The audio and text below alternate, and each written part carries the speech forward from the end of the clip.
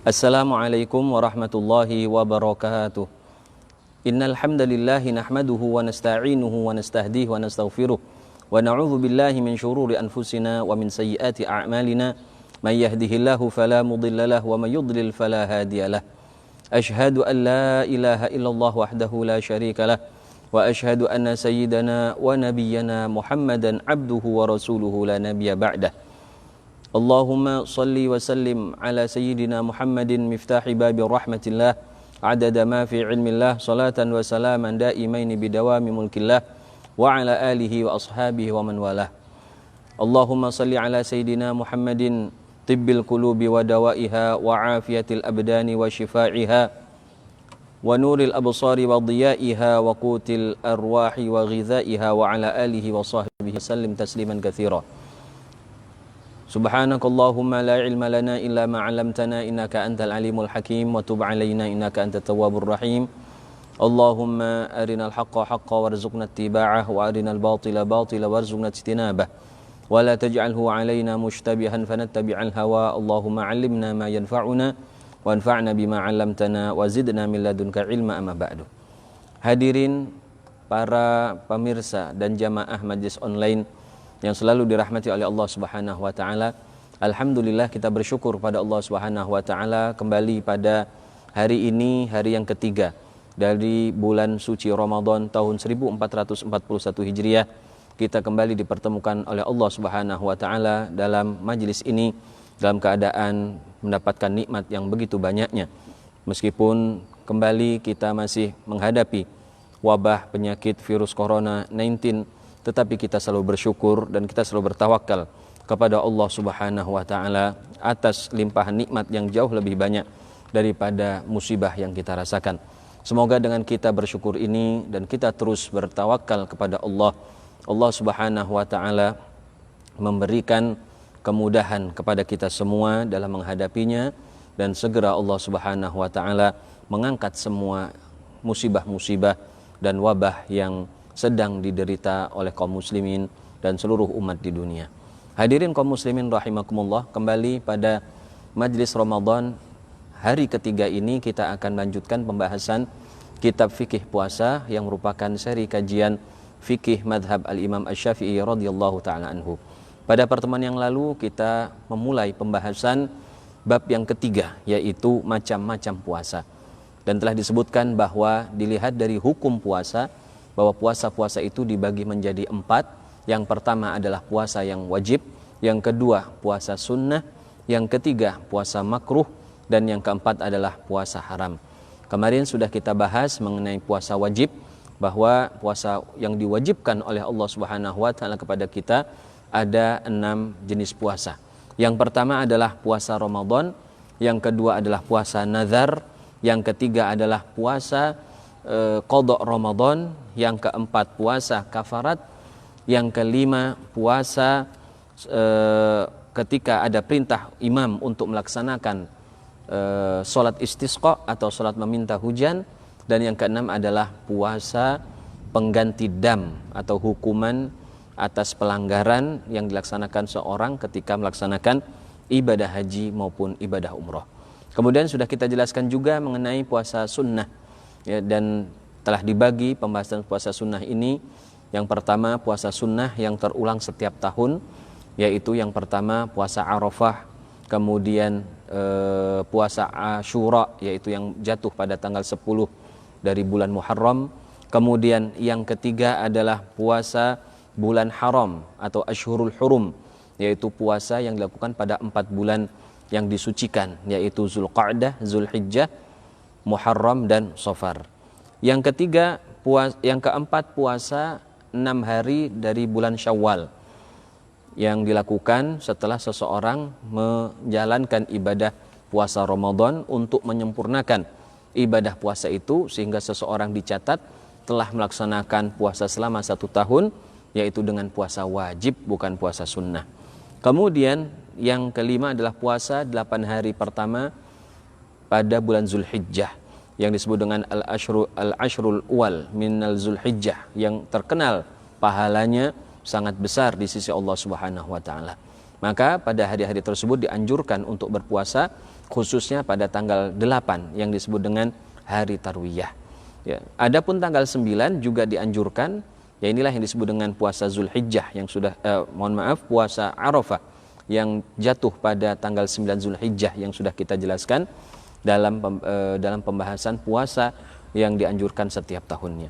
Yang terakhir adalah puasa Sya'ban, ya, yang terjadi pada bulan Sya'ban, di mana Rasulullah SAW membiasakan diri beliau untuk mengisi bulan Sya'ban itu dengan berbagai macam ibadah kepada Allah Subhanahu wa taala. Kemudian ada juga puasa yang berulang setiap bulan, yaitu puasa 3 hari setiap bulan. Terserah pada hari apa saja dipersilahkan.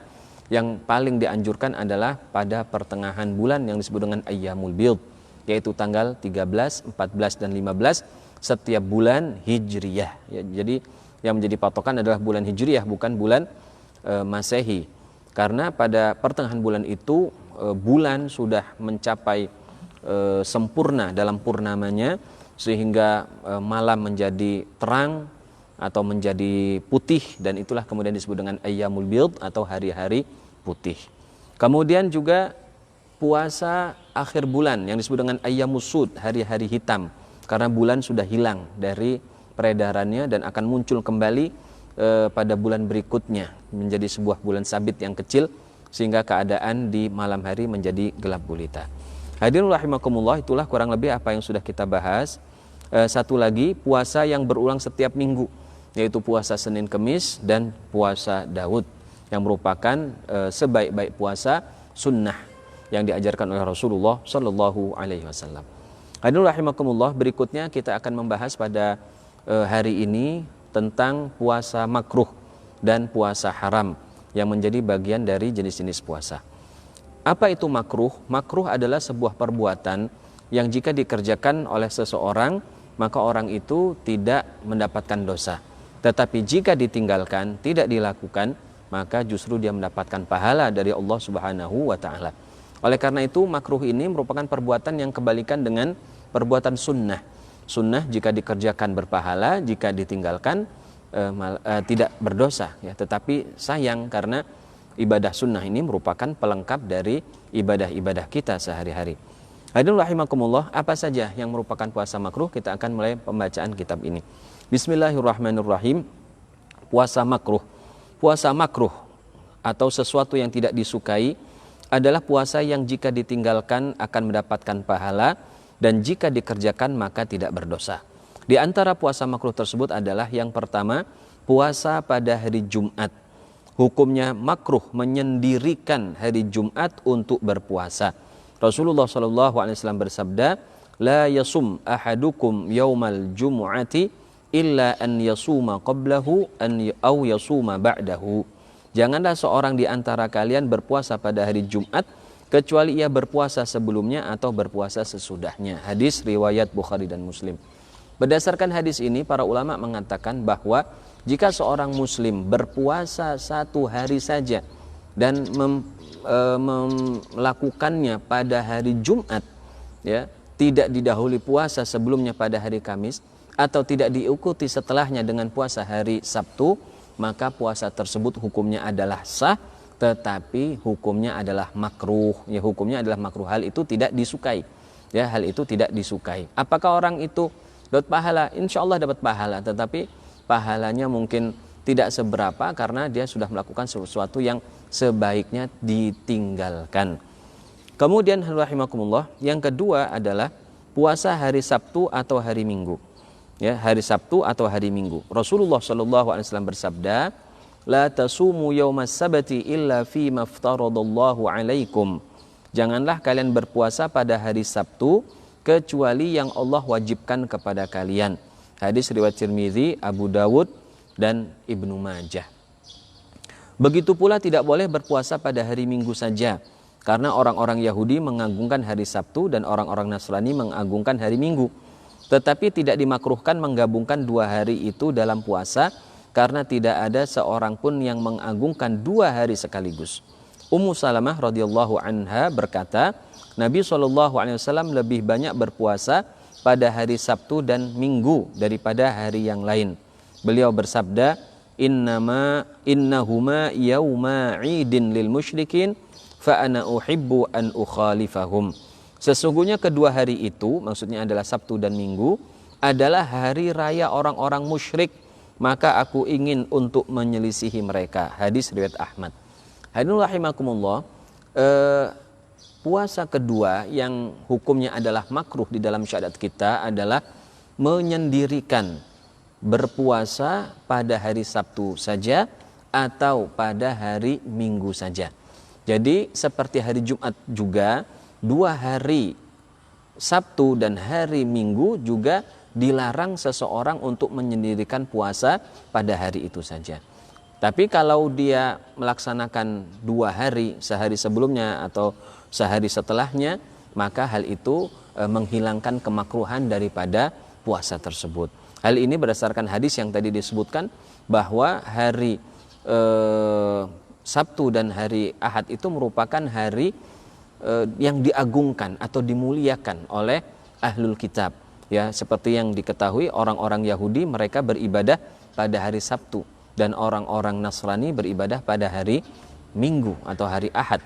Nah, oleh karena itulah dilarang kita untuk berpuasa pada satu hari itu saja karena khawatir ya nanti kita mengikuti daripada ritual agama mereka. Sehingga untuk menghindari itu kita dilarang berpuasa pada hari Sabtu saja atau hari Minggu saja, kecuali jika sehari sebelumnya atau setelahnya kita berpuasa hari tersebut juga.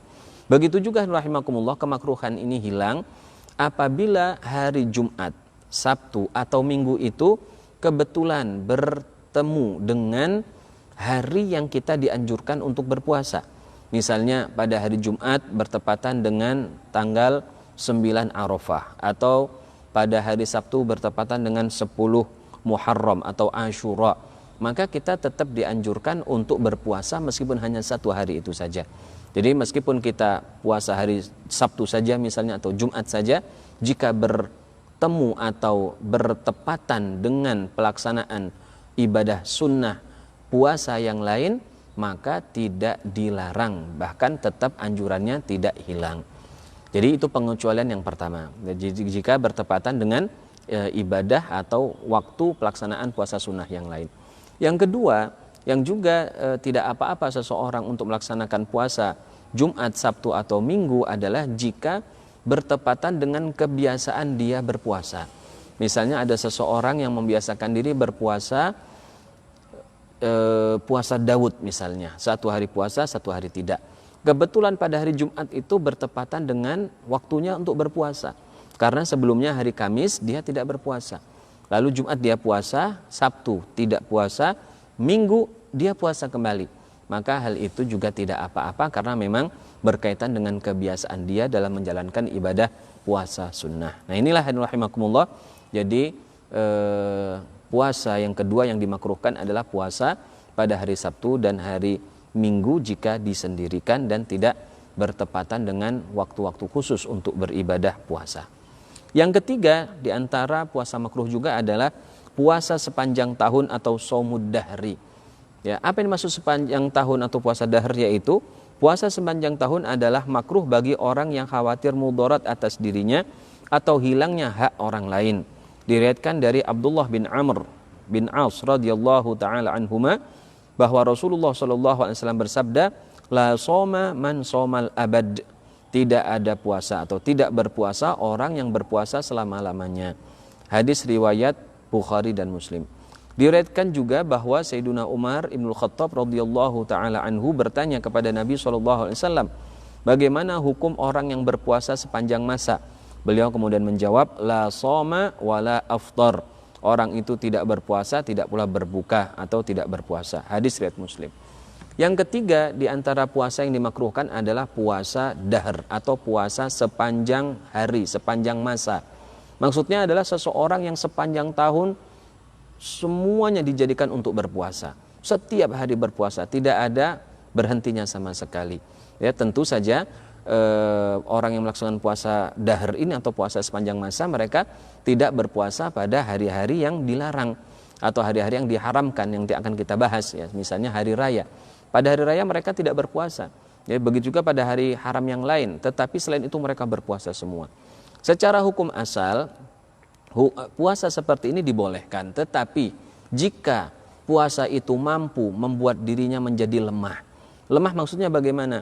Dia bekerja jadi cepat lesu, cepat malas, ya, tidak bisa giat, ya, kemudian dalam ibadah juga lebih-lebih lagi, dia tidak bisa konsentrasi dalam sholat, tidak bisa konsentrasi dalam belajar, maka hukumnya adalah makruh, ya, untuk melaksanakan puasa seperti itu.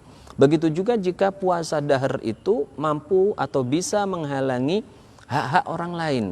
Ya, misalnya suami karena dia berpuasa setiap hari akhirnya tidak mampu untuk mencari nafkah. Nah, ini akan berakibat buruk kepada istrinya dan anak-anaknya yang menjadi tanggungan wajib dalam nafkahnya.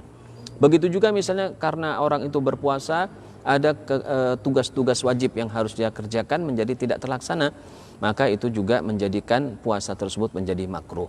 Tapi jika orang itu sudah terbiasa melaksanakan puasa dahar, silahkan saja, tidak apa-apa selama fisiknya kuat. Tetapi perlu diingat juga apa yang pernah terjadi pada sahabat Rasulullah SAW, yaitu Abdullah bin Amr bin As yang meriwayatkan hadis larangan puasa dahar ini sendiri. Beliau pernah suatu ketika melaksanakan puasa dahar, setiap hari berpuasa dan malam harinya bangun untuk melaksanakan ibadah. Kemudian beliau dipanggil oleh Rasulullah SAW dan dinasihati agar tidak berpuasa seperti itu. Pada akhirnya beliau diberikan keringanan oleh Rasulullah SAW untuk berpuasa Daud, 1 hari puasa dan 1 hari tidak. Pada akhir masa usianya ketika sudah tua, beliau merasa menyesal. Kenapa dahulu ia tidak menerima saja keringanan Rasulullah SAW yang memberikan keringanan beliau untuk berpuasa cukup 3 hari. Ya, 3 hari itu jauh lebih sederhana, jauh lebih singkat, jauh lebih mudah, tetapi pahalanya pun tidak kalah dengan orang yang berpuasa setiap hari. Jika dia berpuasanya itu secara optimal, ya, menjauhi dari semua kemaksiatan, kemudian dengan keikhlasan yang tinggi dan rutin setiap bulan, maka dia juga seperti orang berpuasa 3 hari. Ya, dalam sebuah hadis Rasulullah SAW bersabda, "Syiyamu salasati ayyamin fi kulli syahr syiyamud dahr." Puasa orang 3 hari setiap bulan itu seperti puasa dahar atau puasa sepanjang masa. Oleh karena itulah jika kita merasa nanti di masa tua tidak mampu melanjutkan puasa dahar itu, lebih bagus dari sekarang kita berpuasa cukup 3 hari, tetapi kita laksanakan sampai kita wafat, sampai kita usia tua, berapapun Allah berikan umur kepada kita, kita tetap berpuasa karena puasanya ringan, 3 hari bisa dikerjakan kapan saja. Ya, seperti itu. Dan itu adalah bagian dari istiqomah. Kalau seorang bisa melakukan ibadah sampai wafat, maka itulah namanya istiqomah. Tapi kalau dia puasa sepanjang tahun tapi cuma dapat 10 tahun, 20 tahun yang kelihatannya sangat banyak, tetapi setelah itu dia tidak puasa lagi, maka artinya dia tidak istiqomah di dalam berpuasanya tersebut. Hadirin rahimakumullah, yang kelima dari puasa yang dimakruhkan adalah puasa wisol. Apa itu puasa wisol? Puasa wisol, ya, wisol yang artinya menyambung adalah berpuasa 2 hari atau lebih secara berturut-turut tanpa melakukan hal yang membatalkan puasa di antara keduanya. Keharaman ini hilang atau kemakruhan ini hilang jika melakukan sesuatu yang sifatnya menguatkan badan, seperti memakan sebutir biji simsim sehingga tidak cukup membatalkan dengan berhubungan badan. Yang dimakruhkan berikutnya adalah puasa wisol, yaitu seseorang yang menyambung puasa menjadi 2 hari. Misalnya hari ini kita puasa, sudah mendekati maghrib begini, nanti waktu maghrib kita tidak membatalkan puasa kita, tidak minum, tidak makan, ya, sampai bertemu sahur kita juga tidak sahur, sampai bertemu buka berikutnya hari besok baru dia makan. Maka ini disebut dengan puasa wisol yang menyambung 2 hari puasa. Kadang-kadang ada yang melakukan wisol sampai 3 hari. Hal yang seperti ini dilarang oleh Rasulullah SAW. Para sahabat bertanya, Rasulullah, tapi kami melihat engkau itu melakukan puasa wisol. Beliau menjawab, saya ini tidak seperti kalian. Aku memiliki Allah yang memberiku makan, dan aku juga yang memiliki Allah yang memberiku minum. Ya, jadi Rasulullah SAW itu meskipun berpuasa, sepertinya fisiknya tetap kuat. Ya, karena Allah SWT sepertinya memberikan kekuatan khusus seperti orang yang makan minum kepada Rasulullah SAW. Jadi puasa wisol ini makruh untuk umatnya tetapi tidak makruh untuk Rasulullah Shallallahu Alaihi Wasallam karena keistimewaan yang dimiliki oleh beliau. Hadirin rahimakumullah, berikutnya puasa haram. Ini adalah jenis yang keempat dari hukum-hukum puasa, yaitu puasa haram. Ya, apa yang dimaksud dengan puasa haram? Maksudnya adalah jika seorang berpuasa dengan puasa ini maka ia justru mendapatkan dosa karena puasanya. Ya, puasa haram ada dua macam. Jadi puasa haram seperti namanya, haram, sesuatu yang tidak boleh dilakukan. Kalau dilakukan dia berdosa. Ya, dia tidak mendapatkan pahala. Maka orang yang melakukan puasa haram justru bukan mendapatkan pahala tetapi dia mendapatkan dosa dari Allah Subhanahu wa taala. Ya, jadi jangan sampai dilakukan puasa haram ini. Puasa haram ini ada dua macam. Yang pertama, haram tetapi tetap sah jika dilakukan, seperti puasa seorang istri tanpa izin suami. Nah, ini istri ketika dia ingin berpuasa sunnah maka harus dengan izin suaminya. Ya, karena apa? Dalam puasa istri itu ada hak-hak yang mungkin tidak tertunaikan, hak-hak suami yang mungkin tidak bisa dilaksanakan, maka dia perlu izin dulu. Perlu izin kepada suaminya, jika diizinkan maka dia boleh berpuasa. Begitu juga sama dengan ibadah-ibadah lain. Seorang istri tidak boleh melaksanakan ibadah-ibadah sunnah yang lain, yang jika dilakukan ibadah sunnah itu bisa menghilangkan atau mengurangi daripada hak-hak suaminya.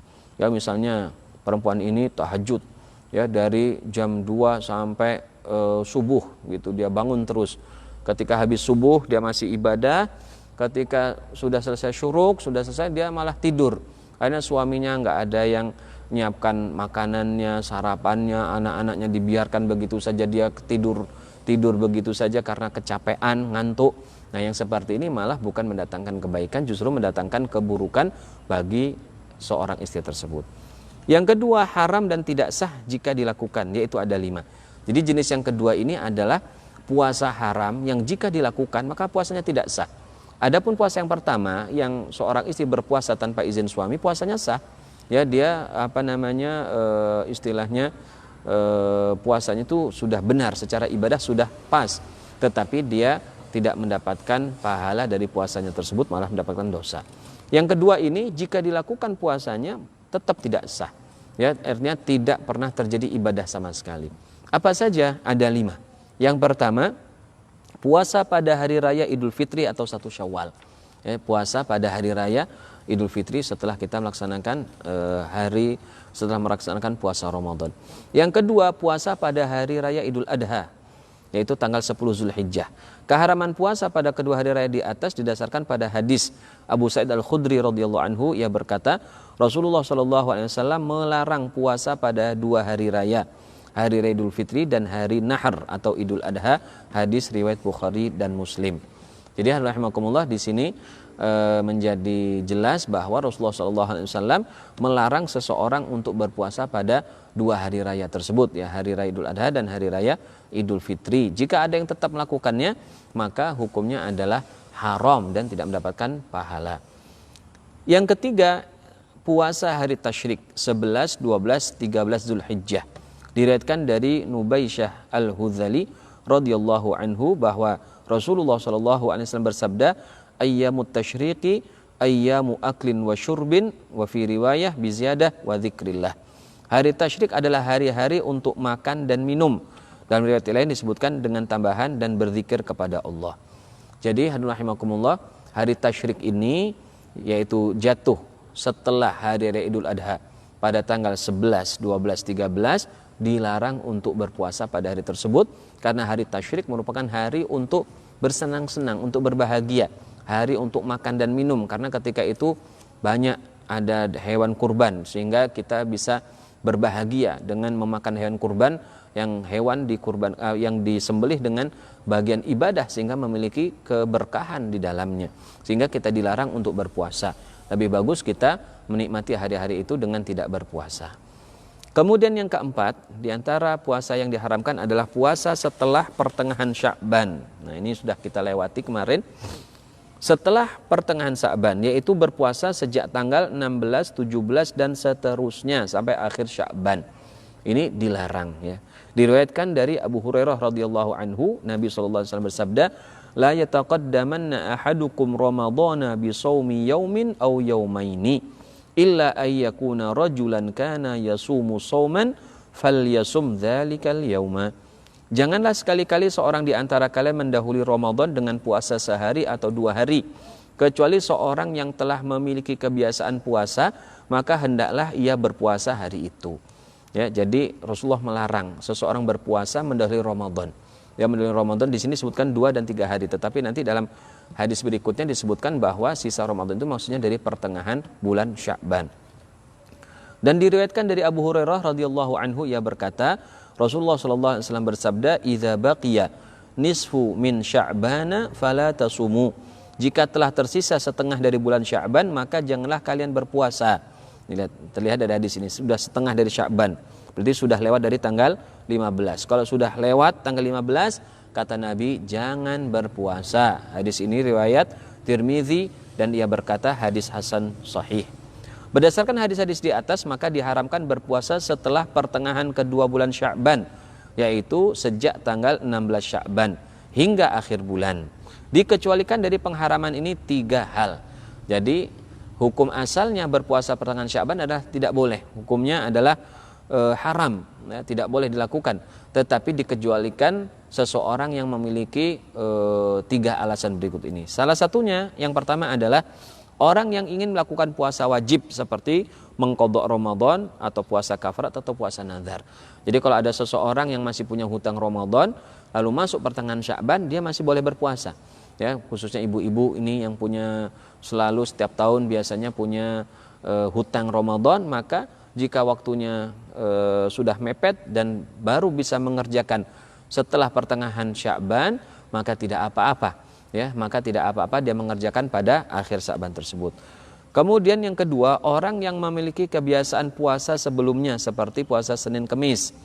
Jadi kalau ada orang punya kebiasaan puasa sebelum pertengahan Sya'ban, lalu ketika dia masuk Sya'ban dia boleh melanjutkan kebiasaan itu. Seperti orang biasa Senin Kemis. Ya, dia sudah rutin Senin Kemis terus. Tiba-tiba masuk bulan Sya'ban, pertengahan pertama tidak ada masalah. Pertengahan kedua, ini kan masih ada 2 minggu.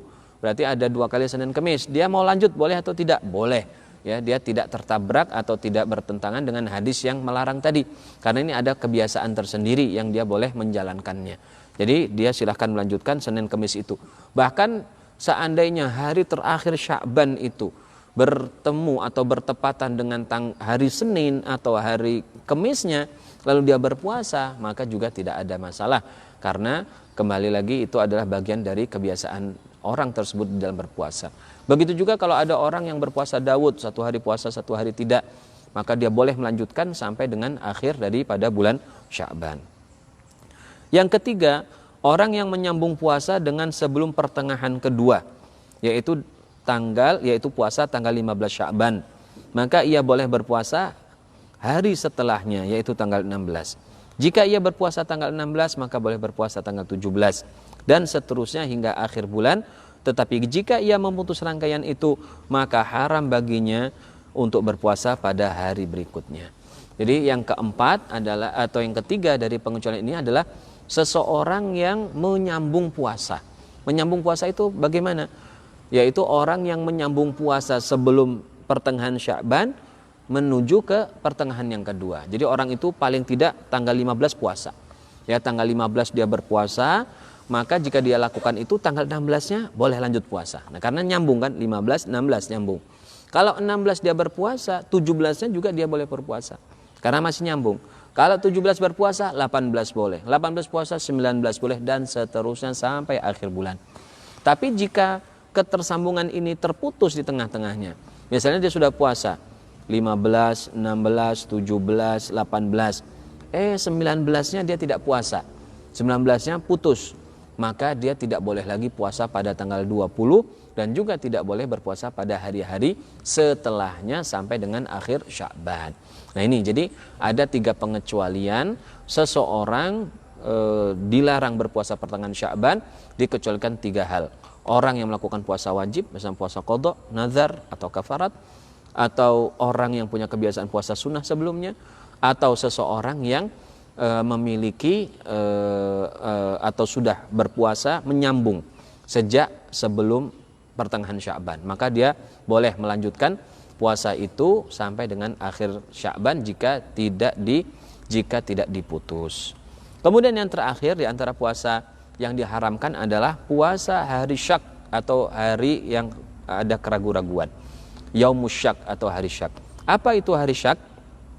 Yaitu puasa pada tanggal 30 Sya'ban. Jika orang-orang memperbincangkan terlihatnya hilal Ramadan sehingga menimbulkan keraguan telah masuknya Ramadan. Atau ada yang bersaksi melihat hilal tetapi kesaksiannya tidak diterima, seperti kesaksian perempuan atau anak kecil. Ya. Dan diriwayatkan dari Abu Yaqadhan Ammar bin Yasir radhiyallahu anhu, Rasulullah sallallahu alaihi wasallam bersabda, "Man shamal yaumal ladzi yashukku fihi an-nas faqad asa Abul Qasim." Barang siapa yang berpuasa pada hari yang orang-orang ragu di dalamnya mengenai masuk atau belumnya Ramadan, maka ia telah menentang Abu Qasim, yaitu Nabi Muhammad sallallahu alaihi wasallam. Hadis riwayat Abu Daud, Tirmidzi, dan ia berkata hadis sahih. Jadi apa itu puasa Syak? Puasa Syak itu adalah puasa yang di dalamnya orang ragu-ragu apakah hari itu masih Sya'ban atau sudah masuk Ramadan. Jadi bagaimana ceritanya? Seperti yang diketahui bahwa setiap tahun sebelum memasuki Ramadan, biasanya di berbagai wilayah, di berbagai negara dilakukan perbuatan yang disebut dengan ru'yatul hilal, untuk melihat hilal sebagai tanda munculnya atau lahirnya bulan yang baru. Melakukan kegiatan ru'yatul hilal ini dilaksanakan pada tanggal 29 Sya'ban, ya, pada tanggal 29 Sya'ban, bukan 30 Sya'ban tapi 29-nya. Kenapa? Karena bisa jadi tanggal 29 itu adalah hari terakhir dari bulan Sya'ban, karena bisa saja bulan Hijriyah itu 29 atau kalau lengkap menjadi 30. Maka dilaksanakan ru'yat itu pada tanggal 29. Nah, ketika tanggal 29 tidak terlihat hilal, ya, tidak terlihat hilal melalui ru'yat, tetapi mungkin ada orang yang mengaku melihat hilal sementara kesaksiannya tidak diterima. Ya, kesaksiannya misalnya tidak diterima, misalnya apa? Orang fasik. Orang fasik itu orang muslim tetapi melakukan dosa besar yang dia belum bertaubat, atau orang muslim yang terus-menerus tidak putus-putus sampai ketika itu melakukan dosa kecil, ya, dia terus dosa kecil. Misalnya apa dosa kecil? Ya, melakukan hal-hal yang misalnya melihat sesuatu yang dilarang, ya, dia terus seperti itu, tidak berhenti, tiap hari dia melakukan terus. Maka orang itu adalah orang yang fasik, ya, naudzubillah min dzalik. Orang yang seperti ini, yang fasik, tidak diterima kesaksiannya. Jadi ketika dia bersaksi ditolak, ya, meskipun dia ngaku benar-benar melihat, tapi kesaksiannya ditolak. Nah, ketika terjadi penolakan itu, orang mungkin ragu. Sebenarnya mungkin sudah terlihat oleh orang itu, tapi karena kesaksiannya jadi ditolak. Akhirnya jadi keraguan-raguan, apakah tanggal 30 Sya'ban itu sudah masuk Ramadan atau belum. Nah, pada hari itu dilarang untuk berpuasa. Ya, pada hari yang seperti itu adanya terjadi keraguan-raguan, maka dilarang untuk berpuasa di dalamnya. Nah, inilah rahimakumullah akhir tentang macam-macam atau jenis-jenis puasa. Jadi saya ulangi secara singkat, dalam bab 3 ini kita membahas tentang macam-macam puasa, di mana puasa itu dibagi berdasarkan hukumnya menjadi 4. Yang pertama puasa wajib, yang kedua puasa sunnah, yang ketiga puasa makruh, dan yang keempat adalah puasa haram. Puasa wajib ada 6. Yang pertama puasa Ramadan yang sedang kita lakukan ini, yang kedua puasa nazar, yang ketiga adalah puasa mengqadha Ramadan, yang ketiga adalah puasa kafarat, yang kelima adalah puasa pengganti dam atau hukuman jika seseorang melanggar salah satu larangan haji atau umroh, yang keenam adalah puasa jika seorang imam memerintahkan kita untuk berpuasa sebelum melaksanakan sholat istisqa atau puasa meminta hujan. Kemudian yang kedua ada puasa sunnah. Puasa sunnah ini berdasarkan waktunya dibagi menjadi 3. Yang pertama berdasarkan atau yang terulang setiap tahunnya sekali, yaitu diantaranya puasa Arafah, puasa Syawal, puasa Asyura, puasa Sya'ban, dan lain sebagainya. Dan juga ada puasa yang berulang tiap bulan, diantaranya adalah puasa Ayyamul Bid atau hari pertengahan bulan. Kemudian puasa yang terulang tiap minggu, misalnya adalah puasa Senin Kemis. Berikutnya yang hari ini kita bahas adalah puasa makruh, ya, puasa yang jika dilakukan tidak apa-apa, tetapi hukumnya atau lebih bagus dia tinggalkan. Puasa makruh ini diantaranya yang sudah kita sebutkan tadi adalah puasa hari Jumat saja atau Sabtu dan Minggu saja. Kemudian puasa seseorang yang puasa pada sepanjang tahun, ya, yaumud dahr atau somud dahr, berpuasa terus menerus. Yang keempat adalah puasa wisol atau menyambung puasa. Kemudian puasa haram ada dua jenis, puasa haram tapi tetap sah, yaitu puasanya seorang istri tanpa izin suami. Yang kedua adalah puasa yang haram tapi tidak sah, ada 5, yaitu puasa hari raya Idul Fitri, kemudian hari raya Idul Adha, kemudian hari tasyrik tanggal 11, 12, 13 Zulhijjah, kemudian puasa setelah pertengahan Sya'ban, dan yang terakhir adalah puasa Yaumusyak atau hari yang ada keraguan-raguan sudah masuk Ramadan atau belum. Nah, inilah rahimakumullah ya pembahasan kita berkaitan dengan puasa, jenis-jenis puasa. Berikutnya kita akan membahas sedikit bab keempat ya, yang berkaitan dengan penetapan hilal. Saya akan baca di sini bab yang keempat, penetapan bulan Ramadan. Mengetahui batas waktu permulaan dan akhir dari bulan Ramadan adalah sangat penting karena berkaitan dengan ibadah pokok, yaitu puasa Ramadan. Oleh karena itu kaum muslimin sepanjang sejarahnya selalu berusaha melakukan pengamatan untuk menentukan permulaan dan akhir bulan tersebut. Begitu pula melakukan pengamatan terhadap bulan-bulan hijriah yang lain, khususnya yang berkaitan dengan ibadah seperti awal Zulhijjah yang berkaitan dengan ibadah haji. Ya, jadi kebiasaan orang Islam sejak dahulu itu memperhatikan awal dan akhir bulan karena berkaitan dengan hal-hal yang berkaitan dengan ibadah, misalnya Ramadan atau masuk bulan Zulhijjah karena berkaitan dengan haji, atau bulan Muharram dan lain sebagainya. Penetapan permulaan bulan Ramadan. Penetapan masuk bulan Ramadan dilakukan dengan 2 cara. Yang pertama ru'yat hilal. Ya, ru'yat hilal, ru'yat artinya melihat. Hilal itu adalah bulan kecil atau bulan sabit, yaitu melakukan pengamatan untuk melihat hilal bulan kecil sebagai tanda masuknya bulan baru. Pengamatan ini dilakukan pada tanggal 29 Sya'ban ketika matahari terbenam. Jadi kita bisa mengetahui sebuah bulan itu selesai kemudian dimulai bulan baru adalah dengan melihat munculnya atau lahirnya hilal. Seperti yang diketahui, bulan itu dia berjalan dari kecil kemudian membesar sehingga menjadi purnama. Ketika sudah puncak purnama, sedikit demi sedikit dia akan hilang cahayanya sampai kemudian di akhir bulan akan hilang sama sekali. Setelah hilang sama sekali, baru setelahnya keesokan harinya dia akan muncul kembali. Nah, ketika muncul itulah berarti menandakan bahwa pada hari esok itu sudah masuk bulan yang baru. Tetapi kalau tidak muncul, maka bulan itu digenapkan menjadi 30. Oleh karena itulah pelaksanaan pengamatan hilal atau ru'yat hilal ini dilakukan pada tanggal 29 setiap bulan Hijriyah. Dan untuk mengetahui Ramadan maka dilakukan pada tanggal 29 Sya'ban. Kesaksian melihat bulan dapat diterima jika saksi tersebut adalah berjumlah 1 orang atau lebih. Nah, jadi ini ada syarat-syarat saksi. Ya, syarat saksi yang pertama harus jumlahnya minimal 1 orang atau lebih, laki-laki. Ya, laki-laki. Jadi kalau 1 orang dia harus laki-laki. Atau 2 orang perempuan. Jadi kalau perempuan harus double. Muslim, artinya kalau dia non muslim tidak diterima kesaksiannya. Dan adil. Nah, adil di sini perlu diketahui maksudnya adalah keadilan di sini bukan fasik. Yang dimaksud keadilan di sini adalah bukan fasik. Orang itu bukan orang fasik. Bukan makna keadilan dalam tidak berat sebelah ya, seperti dalam pengadilan, bukan seperti itu. Tetapi keadilan di sini maksudnya bukan orang fasik, yaitu orang yang tidak melakukan dosa besar atau tidak terus-menerus melakukan dosa kecil. Kemudian cara yang kedua dalam menentukan awal bulan Ramadan adalah dengan menggenapkan jumlah bulan Sya'ban menjadi 30 hari.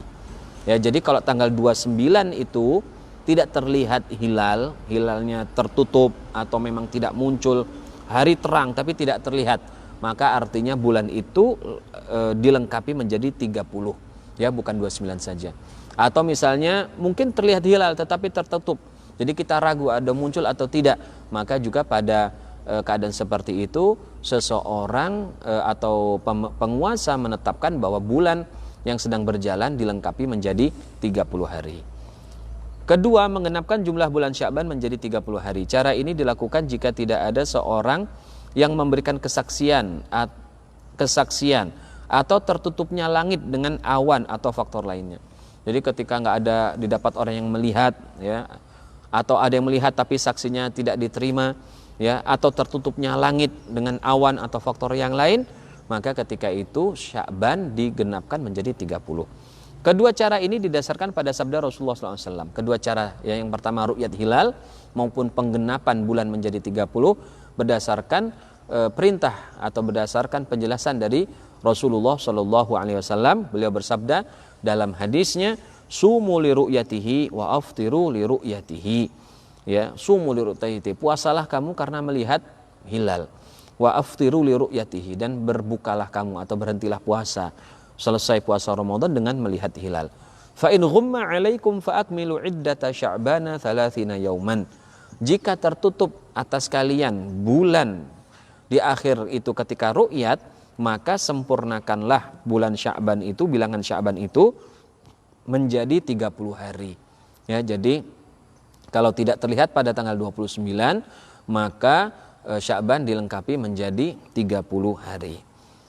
Diriwayatkan pula dari Ibnu Abbas radhiyallahu anhuma bahwa seorang Arab A'rabi, orang dari pedalaman, dari kampung, yang datang kepada Nabi SAW dan berkata, aku melihat hilal Ramadan. Maka Nabi SAW berkata kepadanya, apakah kamu bersaksi bahwa tiada Tuhan selain Allah? Ia menjawab, iya. Lalu Nabi SAW bertanya lagi, apakah kamu bersaksi bahwa Muhammad adalah utusan Allah? Ia menjawab, iya. Maka Nabi SAW berkata kepada Bilal, wahai Bilal, umumkan kepada orang-orang bahwa hendaklah mereka berpuasa besok. Hadis ini diriwayatkan oleh Hakim dan disahihkan oleh Ibnu Hibban. Jadi ada seorang A'rabi, ya, dari pedalaman.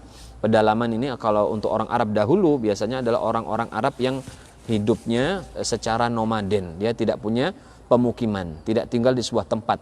Jadi dia berpindah-pindah mengikuti jatuhnya hujan, karena biasanya mereka punya ternak, ya, yang memerlukan makanan, perupakan. Jadi mereka akan pergi mengikuti di mana adanya air, ya, karena kalau ada air berarti kemungkinan besar ada tumbuhan. Selain kedua sebab di atas, terdapat 3 sebab lainnya yang mengharuskan seseorang berpuasa, tapi sebab-sebab tersebut bersifat personal atau terbatas pada orang tertentu saja. Ketika sebab tersebut adalah, jadi rahimakumullah, tadi sudah kita jelaskan ada 2 cara untuk menetapkan bulan Ramadan.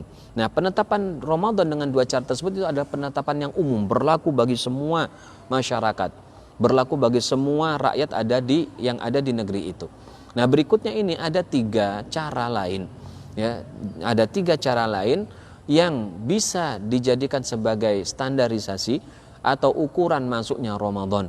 Tetapi 3 cara ini tidak berlaku umum, hanya berlaku terbatas pada orang-orang tertentu, ya, pada orang yang mendapatkan bukti-bukti tersebut. 3 bukti yang menunjukkan masuknya Ramadan. Apa saja 3 hal tersebut atau sebab-sebab yang terbatas itu?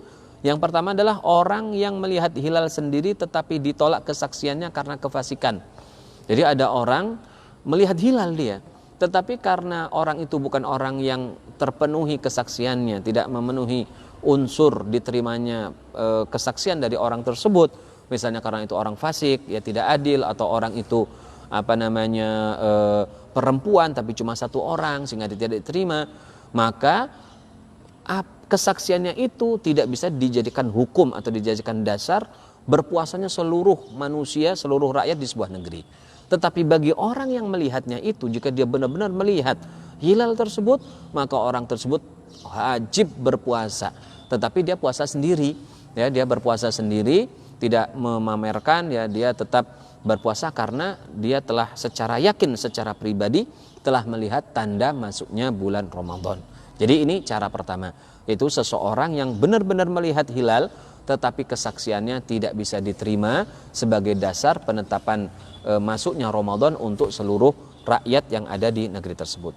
Yang kedua, pemberitahuan tentang ru'yat. Pemberitahuan tentang ru'yat.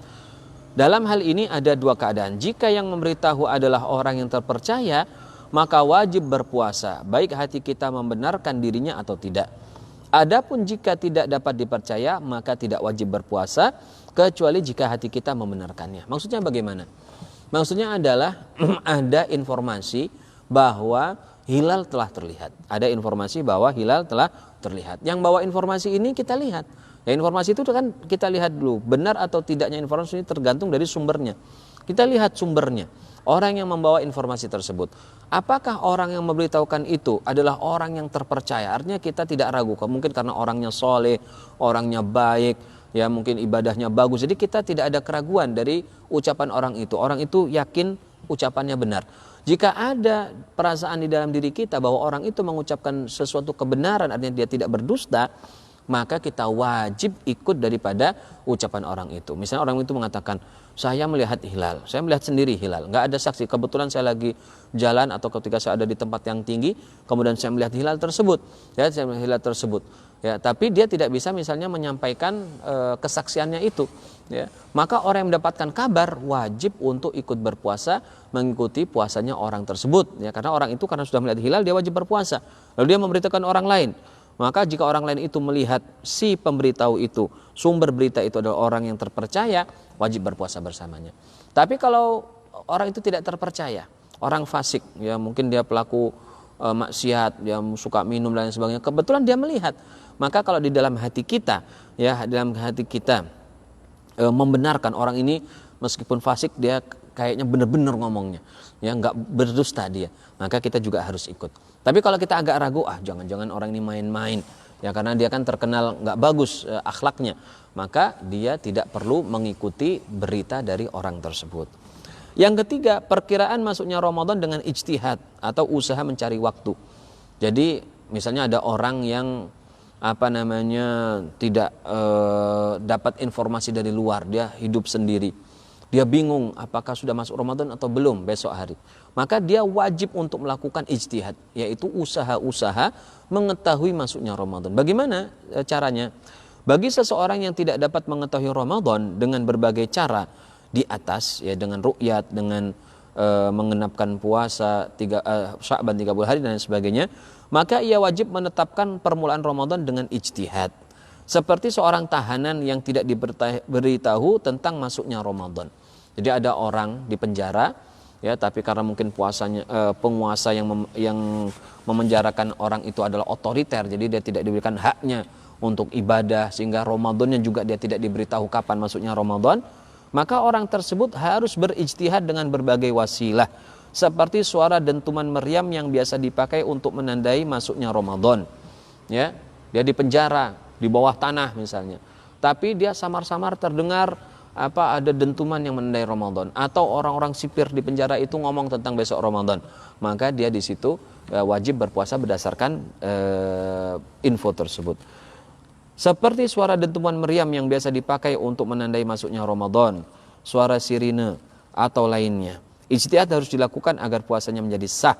Jika ia tidak berijtihad lalu langsung berpuasa, maka puasanya tidak sah, meskipun apa yang telah dibahas ini bisa bermanfaat bagi kita semua.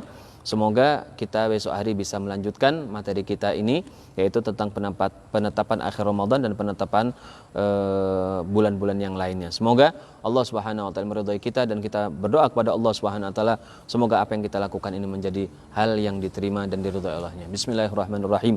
Alhamdulillahirabbil alamin. Allahumma shalli wa sallim wa barik ala sayidina Muhammadin wa ala alihi wasallam.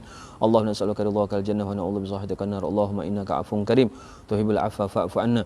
Allahumma irfa' wadfa' 'anna al-bala'a wal waba' wal ghala' wal fahsya' wal munkar wal fitan wal syada'id wal mihan an baladina hadha khassa min sa'iri biladil muslimina 'amma.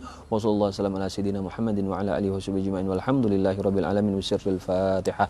Bismillahirrahmanirrahim. Alhamdulillahirabbil alamin. Arrahmanir rahim. Maliki yaumiddin. Iyyaka na'budu wa iyyaka nasta'in. Ihdinas siratal mustaqim. Shiratal ladzina an'amta 'alaihim ghairil maghdubi 'alaihim waladdallin. Amin. Wallahu ta'ala a'lam. Wassalamu alaikum warahmatullahi wabarakatuh.